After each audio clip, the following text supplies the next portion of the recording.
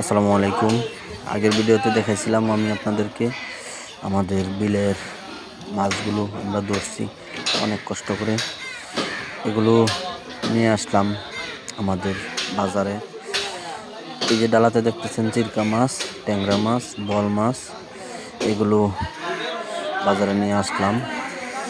আর খাবারের জন্য অনেকগুলো রাখছি, রাখার পরেও অনেকগুলো মাছ বাজারে নিয়ে আসলাম। এই পাতিলে শোল মাছ আছে, এই ক্যারেটে মাছ আছে, ওই ডামের ভিতরে টাহি মাছ আছে, শোল মাছ আছে।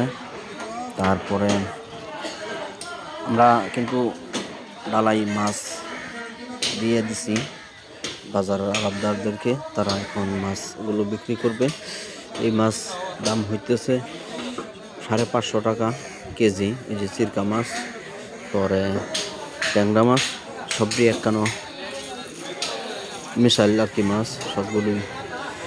আর রৌ মাছ, তারপরে শলিয়া মাছ, এগুলো ছাটাই করে আলাদাভাবে আড়তদাররা আর কি বেচতেছে।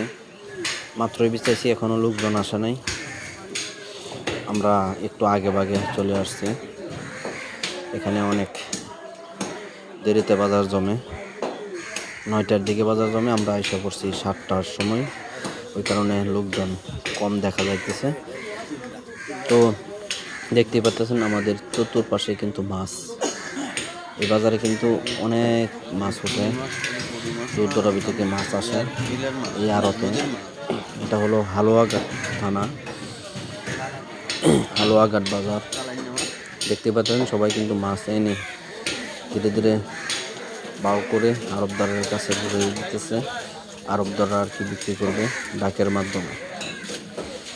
আমরা এই মাছগুলো কিন্তু অনেক কষ্ট করে, অনেক পরিশ্রম করে ধরছি। আপনারা অনেকেই আমার আগের ভিডিওতে দেখছেন। অনেক ঠান্ডা, অনেক কুয়াশা ছিল।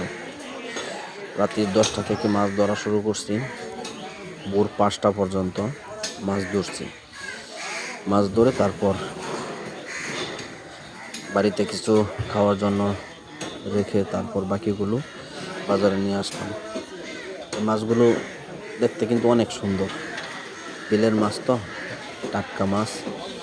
এই মাছের চাহিদা অনেক বেশি বাজারে।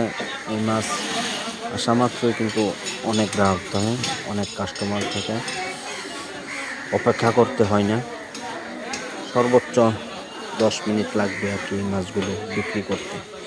আর আমার সামনে যে মাছগুলো দেখতেছেন রৌ মাছ, এগুলো হলো পুকুরের মাছ। এই বাজারে নিয়ে আসছে পুকুর থেকে ধরে নিয়ে। তো সবাইকে দেখালাম আমাদের হালুয়াঘাট বাজার মাছ নিয়ে।